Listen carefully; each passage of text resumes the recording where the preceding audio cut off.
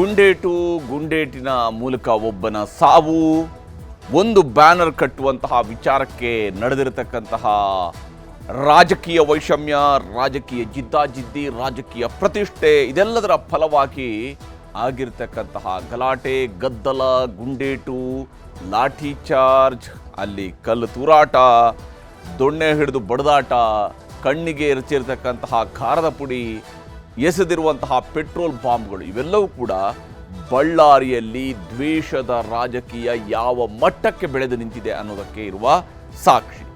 ಭರತ್ ರೆಡ್ಡಿ ಸಮ್ಮುಖದಲ್ಲೇ, ಭರತ್ ರೆಡ್ಡಿಯ ಕುಮ್ಮಕ್ಕಿನಿಂದಲೇ ಆದಂತಹ ಕೊಲೆ ಅನ್ನುವಂಥ ಆರೋಪವನ್ನ ಈಗ ರಾಜಶೇಖರ್ ಸಾವಿನ ಬಗ್ಗೆ ಜನಾರ್ದನ ರೆಡ್ಡಿ ಅವರು ಮಾಡ್ತಾ ಇದ್ದಾರೆ.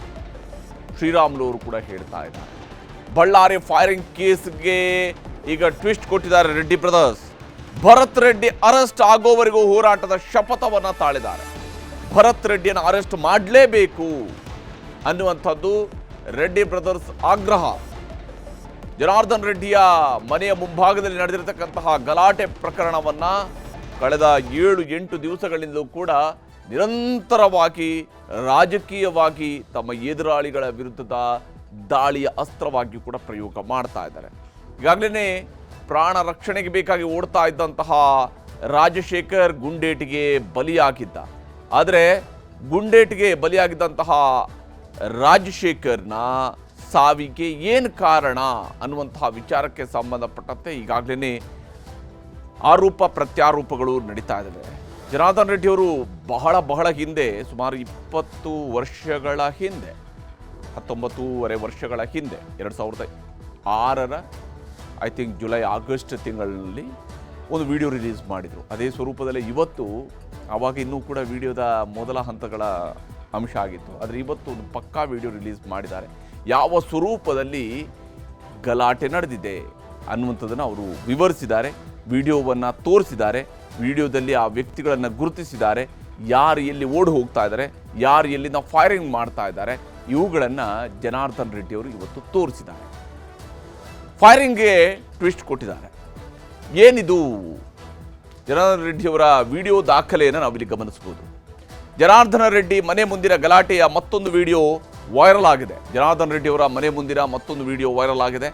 ಇದರಲ್ಲಿ ಜನಾರ್ದನ್ ರೆಡ್ಡಿ ಕಚೇರಿ ಮೇಲೆ ನಿಂತಿದ್ದಂತಹ ರೆಡ್ಡಿ ಗುಂಪಿನ ವಿಡಿಯೋಗ್ರಾಫರ್ ವಿಡಿಯೋ ಮಾಡಿದ್ದಾನೆ. ಜನಾರ್ದನ್ ರೆಡ್ಡಿಯವರ ಕಚೇರಿ ಮೇಲ್ಭಾಗದಲ್ಲಿ ವಿಡಿಯೋಗ್ರಾಫರ್ ನಿಂತು ಅಲ್ಲಿಂದ ವಿಡಿಯೋ ಮಾಡಿರ್ತಕ್ಕಂಥದ್ದು.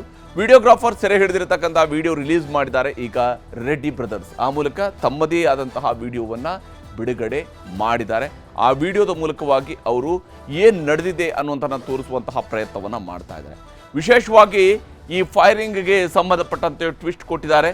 ಡಿವೈಡರ್ ಮೇಲೆ ನಿಂತು ಕಲ್ಲು ಎಸಿತಾ ಇದ್ದ ರಾಜಶೇಖರ್, ಇದರಲ್ಲಿ ರಾಜಶೇಖರ್ನ ಓಡಾಟವನ್ನೇ ಫೋಕಸ್ ಮಾಡಿದ್ದಾರೆ. ಅದು ಹೇಗೆ ಪರ್ಟಿಕ್ಯುಲರ್ ಆಗಿ ರಾಜಶೇಖರ್ ಮೇಲೆ ಇಷ್ಟೊಂದು ಫೋಕಸ್ ಇತ್ತು ಅನ್ನುವಂಥ ಅಚ್ಚರಿ ಪ್ರತಿಯೊಬ್ಬರಿಗೂ ಕೂಡ ಬರ್ಬೋದು. ಆದರೆ ವಿಡಿಯೋ ರೆಕಾರ್ಡ್ ಮಾಡಿದಂಥ ಸಂದರ್ಭದಲ್ಲಿ ಅಲ್ಲಿ ಓಡಾಡ್ತಕ್ಕಂತಹ ವ್ಯಕ್ತಿಗಳ ನಡುವೆ ರಾಜಶೇಖರ್ನನ್ನು ಗುರುತಿಸಲಾಗಿದೆ. ರಾಜಶೇಖರ್ ಅಲ್ಲಿ ಓಡ್ತಾ ಇರುವಂಥದ್ದು ಗೊತ್ತಾಗುತ್ತೆ.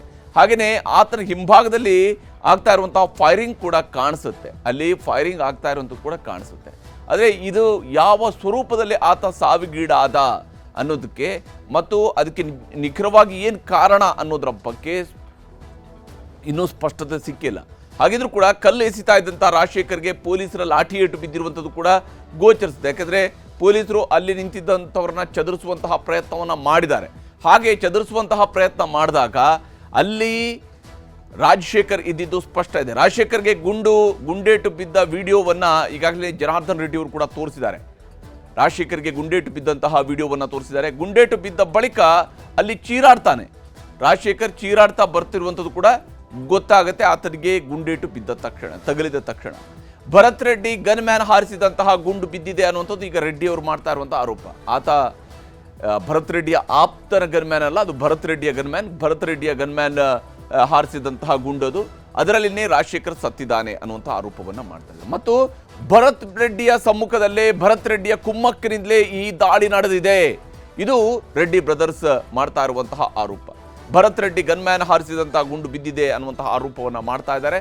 ಮತ್ತು ವಿಶೇಷವಾಗಿ ಭರತ್ ರೆಡ್ಡಿಯ ಸಮ್ಮುಖದಲ್ಲಿನೇ ಇದಾಗಿದೆ ಅನ್ನುವಂಥ ಆರೋಪವನ್ನು ಕೂಡ ಮಾಡ್ತಾರೆ. ಇದೇ ಕಾರಣಕ್ಕಾಗಿ ಭರತ್ ರೆಡ್ಡಿಯನ್ನು ಅರೆಸ್ಟ್ ಮಾಡಬೇಕು ಅನ್ನುವಂಥದ್ದು ರೆಡ್ಡಿ ಬ್ರದರ್ಸ್ ಮಾಡ್ತಾ ಇರುವಂತಹ ಬಹಳ ದೊಡ್ಡದಾದಂಥ ಒತ್ತಾಯ. ಇಲ್ಲಿ ಆತ ಓಡಿ ಬರ್ತಾ ಇರುವಂಥದ್ದು ಕೂಡ ಗೊತ್ತಾಗತ್ತೆ, ರಾಜಶೇಖರ್ ಓಡಿ ಬರ್ತಾ ಇರುವಂಥ ಗೊತ್ತಾಗತ್ತೆ. ಆದರೆ ನೋಡಿ, ಆ ಗುಂಡು ಆತನಿಗೆ ತಗಲಿ ಆತ ಮೃತಪಡ್ತಾ ಇರುವಂಥದ್ದು. ಆತನ ಹಿಂಭಾಗದಲ್ಲಿ ಅಲ್ಲಿ ಗನ್ಮ್ಯಾನ್ಗಳು ನಿಂತಿರುವಂಥದ್ದು ಕೂಡ ಗೋಚರಿಸುತ್ತೆ. ಬಹುಶಃ ಗನ್ಮ್ಯಾನ್ ನೇರವಾಗಿ ರಾಜಶೇಖರ್ಗೆ ಫೈರ್ ಮಾಡಿದಾನ ಅನ್ನೋದರ ಬಗ್ಗೆಯೂ ಕೂಡ ಅನುಮಾನಗಳನ್ನು ಹುಟ್ಟು ಹಾಕುತ್ತೆ ಈ ವಿಡಿಯೋ. ಇಲ್ಲಿ ರೆಡ್ಡಿಯವರು ಎಕ್ಸ್ಪ್ಲೇನ್ ಮಾಡ್ತಾ ಇರುವಂತಹ ರೀತಿಯನ್ನು ಕೂಡ ನಿಮಗೆ ತೋರಿಸ್ತೀನಿ. ಸ್ಲೋ ಅಪ್ಪಣ್ಣ, ಎಲ್ಲಿ ನಿಲ್ಸಂದ್ರೆ ಅಲ್ಲಿ ನಿಲ್ಸಣ್ಣ.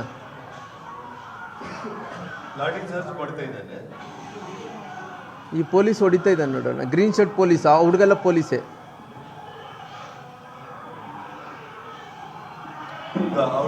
ಇಲ್ಲಿದ್ದಾನೆ ರಾಜಶೇಖರ್, ಇಲ್ಲಿದ್ದಾರೆ ನೋಡಿ. ಈಗ ನೋಡಿ ಹೊಡಿತಾ ಇದ್ದಾರೆ ನೋಡಿ, ಪೊಲೀಸರು ಹೊಡಿತಾ ಇದ್ದಾರೆ. ವಿಡಿಯೋವನ್ನ ಎಕ್ಸ್ಪ್ಲೈನ್ ಮಾಡಿರುವಂತಹ ರೀತಿ ಇದು. ಅವರು ಈ ವಿಡಿಯೋವನ್ನು ಎಕ್ಸ್ಪ್ಲೇನ್ ಮಾಡಿದರೆ ಅದನ್ನೇ ನಾನು ಹೇಳಿದೆ. ರೆಡ್ಡಿಯವರು ಸುಮಾರು 20 ವರ್ಷದ ಹಿಂದೆ, ಅಂದರೆ 19.5 ವರ್ಷದ ಹಿಂದೆ ಇದೇ ರೀತಿಯಾಗಿ ವಿಡಿಯೋವನ್ನು ಬಿಡುಗಡೆ ಮಾಡಿದರು. ಅವತ್ತು ಅಂದಿನ ಮುಖ್ಯಮಂತ್ರಿಯ ವಿರುದ್ಧ 2006ರಲ್ಲಿ. ಈಗ ಅವರು ಭಾಳ ನೀಟಾಗಿ ವಿಡಿಯೋವನ್ನು ಎಕ್ಸ್ಪ್ಲೇನ್ ಮಾಡಿದ್ದಾರೆ. ಯಾವ ಸ್ವರೂಪದಲ್ಲಿ ಈ ಗಲಭೆ ನಡೆದಿತ್ತು, ಗಲಾಟೆ ಆದಂತಹ ಸಂದರ್ಭದಲ್ಲಿ ಅವರ ಮನೆಯ ಮೇಲ್ಭಾಗದಿಂದಲೇ, ಅವರ ಕಚೇರಿಯ ಮೇಲ್ಭಾಗದಿಂದಲೇ ಅವರ ವಿಡಿಯೋಗ್ರಾಫರ್ ರೆಕಾರ್ಡ್ ಮಾಡಿರ್ತಕ್ಕಂತಹ ವಿಡಿಯೋ. ಮತ್ತು ಆ ವಿಡಿಯೋದಲ್ಲಿ ಪರ್ಟಿಕ್ಯುಲರ್ ಆಗಿ ಯಾವ ವ್ಯಕ್ತಿ ಮೃತಪಟ್ಟಿದ್ದಾನೆ, ರಾಜಶೇಖರ್ ಮೃತಪಟ್ಟಿದ್ದಾನೆ, ಆತನ ವಿಡಿಯೋ ಕೂಡ ಅದರಲ್ಲಿ ರೆಕಾರ್ಡ್ ಆಗಿದೆ. ರಾಜಶೇಖರ್ನ ಕಡೆಯ ದೃಶ್ಯಗಳು ಕೂಡ ಇದರಲ್ಲಿ ರೆಕಾರ್ಡ್ ಆಗಿರುವಂಥದ್ದು. ಶ್ರೀರಾಮುಲು ಅವರು ಕೂಡ ಮಾತನಾಡಿದರೆ ವಿಚಾರಕ್ಕೆ ಸಂಬಂಧಪಟ್ಟಂತೆ ತೋರಿಸ್ತೀನಿ. ಅವ್ರ ಎದುರುಗಡೆ, ಕಣ್ಣೆದುರುಗಡೆನೆ ಅವರು ಗನ್ಮ್ಯಾನಿಗೆ ಹೇಳಿ ಗುಂಡು ಆರಿಸಿ, ಅವ್ನು ನೋಡಿ ಎಷ್ಟು ನಿಶಬ್ದವಾಗಿ ಗುಂಡು ಆರಿಸ್ತಾನೆ, ಮಕ ತೆರಿಕೆ ಅಂತಾನೆ. ಗುಂಡು ಆರಿಸಿದ ನಂತರ ಅವ್ನು ಬಿದ್ದೋದಂಥ ಟೈಮಲ್ಲಿ ಎಲ್ಲ ಕಾರ್ಯಕರ್ತರೆಲ್ಲ ಕೂಡ ಕಿರ್ಚಾಡ್ದಂಥ ಟೈಮಲ್ಲಿ ಅವ್ನು ಹೊತ್ಕೊಂಡು ಹೋಗ್ತಾರೆ. ಹೋಗೋಂಥ ಟೈಮಲ್ಲಿ ದಾರಿಯಲ್ಲಿ ಸತ್ತೋಗ್ತಾನೆ. ಅಷ್ಟು ಆಗ್ತಾ ಇದ್ರು ಕೂಡ ಅವ್ರು ಹೇಳಿದಂಥ ಮಾತೇನು, ನಾನು ಬಳ್ಳಾರಿನ ಸುಟ್ಟು ಭಸ್ಮ ಮಾಡ್ತಿದ್ದೆ ಅನ್ನೋಂಥ ಮಾತನ್ನು ಕೂಡ ಹೇಳಿದ್ದಾರೆ. ಆ ಸುಟ್ಟು ಭಸ್ಮ ಮಾಡ್ತೀನಿ ಅಂತ ಹೇಳಿದಂಥ ಟೈಮಲ್ಲಿ ಕೂಡ ಇಲ್ಲಿ ತನಕ ಇದು ಯಾವುದೇ ಕ್ರಮವನ್ನು ಕೂಡ ಇಲ್ಲಿ ತನಕ ತೊಗೊಂಡಿಲ್ಲ. ಯಾಕೆ ಕೈಗೊಂಡಿಲ್ಲ, ಯಾಕೆ ಕ್ರಮವನ್ನು ತೊಗೊಂಡಿಲ್ಲ ಅನ್ನೋಂಥದ್ದು ಕೂಡ ಈ ಪ್ರಶ್ನೆಗೆ ನನಗೆ ಉತ್ತರವನ್ನು ಕೂಡ ಕೊಡಬೇಕಾಗುತ್ತೆ. ಇವತ್ತು ಅವ್ರು ಏನಂದರೆ MLA ಅವ್ರನ್ನ ಅರೆಸ್ಟ್ ಮಾಡಿದರೆ ನಮ್ಮ ಸರ್ಕಾರಕ್ಕೆ ಕೆಟ್ಟ ಹೆಸರು ಬರುತ್ತೆ ಅನ್ನೋಂಥ ಕಾರಣದಿಂದ ಇಲ್ಲಿ ತನಕ ಆಗಿದೆ. ನಮ್ಮ MLA ಅವ್ರನ್ನ ಅರೆಸ್ಟ್ ಮಾಡ್ಲಿಕ್ಕೆ ಆಗ್ತಾಯಿಲ್ಲ. ಹೀಗೆ ಇಲ್ಲಿ MLAನ ಯಾವ ಕಾರಣಕ್ಕೆ ಅರೆಸ್ಟ್ ಮಾಡಿಲ್ಲ ಅನ್ನುವಂತಹ ಪ್ರಶ್ನೆಗಳನ್ನು ಬಿ ಶ್ರೀರಾಮುಲು ಕೇಳ್ತಾ ಇದ್ದಾರೆ. ಅಷ್ಟೇ ಅಲ್ಲದೆ ಇದು ಮಿಸ್ಫೈರ್ ಅಲ್ಲ, ಇದೊಂದು ಮರ್ಡರ್ ಅನ್ನುವಂತಹ ಆರೋಪವನ್ನು ಇಲ್ಲಿ ಜನಾರ್ದನ್ ರೆಡ್ಡಿ ಅವರು ಮಾಡ್ತಾ ಇದ್ದಾರೆ. ಇದು ಮಿಸ್ಫೈರ್ ಆಗಿರುವಂಥದ್ದಲ್ಲ, ಇದು ಮರ್ಡರ್ ಮಾಡಿರುವಂಥದ್ದು. ಭರತ್ ರೆಡ್ಡಿ ಖಾಸಗಿ ಗನ್ಮ್ಯಾನ್ನ ಬುಲೆಟ್ನಿಂದಲೇ ರಾಜಶೇಖರ್ ಸತ್ತಿರುವಂಥದ್ದು. ಇದು ಭರತ್ ರೆಡ್ಡಿಯ ಖಾಸಗಿ ಗನ್ಮ್ಯಾನ್ಗಳಿವರು, ಸತೀಶ್ ರೆಡ್ಡಿಯದ್ದಲ್ಲ. ಇದು ಭರತ್ ರೆಡ್ಡಿಯ ಖಾಸಗಿ ಗನ್ಮ್ಯಾನ್ಗಳು, ಭರತ್ ರೆಡ್ಡಿಯ ಸಮ್ಮುಖದಲ್ಲಿ ಆಗಿರುವ ಕೊಲೆ ಅದು ಅನ್ನುವಂಥ ಆಪಾದನೆಯನ್ನು ಕೂಡ ಇಲ್ಲಿ ಜನಾರ್ದನ ರೆಡ್ಡಿಯವರು ಮಾಡ್ತಾ ಇದ್ದಾರೆ. ಶಾಸಕರೇ ಮುಂದೆ ನಿಂತು ಕಾರ್ಯಕರ್ತನ ಬಲಿ ಪಡೆದಿದ್ದಾರೆ, ಅಂದರೆ ಅವರದೇ ಪಕ್ಷದ ಶಾಸಕರು ನಿಂತುಕೊಂಡು ಅವರದೇ ಪಕ್ಷದ ಕಾರ್ಯಕರ್ತನ ಬಲಿ ಪಡೆದಿದ್ದಾರೆ ಅನ್ನುವಂತಹ ಆರೋಪವನ್ನು ಇಲ್ಲಿ ಮಾಡ್ತಾರೆ. ಅದು ಮಿಸ್ಫೈರ್ ಅಲ್ವೇ ಅಲ್ಲ, ಅದು ಉದ್ದೇಶಪೂರ್ವಕವಾಗಿ ಆಗಿರ್ತಕ್ಕಂತಹ ಕೊಲೆ ಅಂತ ಹೇಳಿ ಜನಾರ್ದನ ರೆಡ್ಡಿಯವರು ಹೇಳ್ತಾ ಇದ್ದಾರೆ. ಅದು ಉದ್ದೇಶಪೂರ್ವಕವಾಗಿ ಆಗಿರುವಂತಹ ಕೊಲೆ ಅಂತ ಹೇಳಿ. ಮತ್ತು ವಿಶೇಷವಾಗಿ ASP ರವಿಕುಮಾರ್, DYSP ನಂದಾರೆಡ್ಡಿ ಅಮಾನತು ಮಾಡೋದಕ್ಕೂ ಕೂಡ ಅವರು ಆಗ್ರಹಿಸ್ತಾ ಇದ್ದಾರೆ. ಅವ್ರುಗಳನ್ನು ಅಮಾನತು ಮಾಡಬೇಕು, ASP ರವಿಕುಮಾರ್ ಹಾಗೂ DYSP ನಂದ ರೆಡ್ಡಿಯವರನ್ನ. ಮತ್ತು ಶಾಸಕ ಭರತ್ ರೆಡ್ಡಿ ವಿರುದ್ಧ ದೂರು ನೀಡೋದಕ್ಕೆ ಜನಾರ್ದನ್ ರೆಡ್ಡಿ ಅವರು ಕೂಡ ನಿರ್ಧರಿಸಿದ್ದಾರೆ. ಈಗ ಸಂಗ್ರಹಿಸಿರ್ತಕ್ಕಂಥ ಸಾಕ್ಷ್ಯಗಳ ಆಧಾರದ ಮೇಲೂ ಕೂಡ ಜನಾರ್ದನ್ ರೆಡ್ಡಿ ಅವರು ಈ ದೂರನ್ನು ದಾಖಲಿಸೋದಕ್ಕೆ ಮುಂದಾಗ್ತಾ ಇದ್ದಾರೆ. ಬುಲೆಟ್ ದಾಳಿ ಖಂಡಿಸಿ ಬಳ್ಳಾರಿಯಲ್ಲಿ ಜನವರಿ 17ರಂದು ಬೃಹತ್ ರ್ಯಾಲಿಯನ್ನು ನಡೆಸೋದಕ್ಕೂ ಕೂಡ ಈಗ BJP ನಿರ್ಧಾರವನ್ನು ಕೈಗೊಂಡಿದೆ. ಕೇಸರಿ ಪಕ್ಷ ಕಳ್ಕೊಂಡಿರ್ತಕ್ಕಂತಹ ಕೋಟೆಯಲ್ಲಿ ಮತ್ತೊಮ್ಮೆ ದೊಡ್ಡದಾಗಿ ಆರ್ಭಟಿಸೋದಕ್ಕೆ ಈ ಒಂದು ಪ್ರಕರಣವನ್ನು ಈಗ ಮುಂದೆ ಮಾಡಿಕೊಂಡಿದೆ. ಕಾಂಗ್ರೆಸ್ ಸರ್ಕಾರಕ್ಕೆ ಬಿಸಿ ಮುಟ್ಟಿಸೋದಕ್ಕೆ ಕೇಸರಿ ಪಡೆ ಈಗ ಸಜ್ಜಾಗಿದೆ. ಅವರು ದೊಡ್ಡ ಮಟ್ಟದ ಹೋರಾಟವನ್ನು ರೂಪಿಸೋದಕ್ಕೆ ಮುಂದಾಗ್ತಾ ಇದ್ದಾರೆ. ಜನಾರ್ದನ್ ರೆಡ್ಡಿ ಅವರು ಈ ಬಗ್ಗೆ ಏನು ಹೇಳಿದ್ದಾರೆ ಅಂತ ನೆನಪು. 9 ಗಂಟೆಗೆ ಭರತ್ ರೆಡ್ಡಿ ಬಂದ ಮೇಲೆ ಇದಾಗಿತ್ತು. ಸೊ ಸತೀಶ್ ರೆಡ್ಡಿ ಸಮಕ್ಷಮದಲ್ಲೇ ಚಂದ್ರಶೇಖರ್ ಬಂದು ಜೊತೆಯಲ್ಲಿದ್ದ.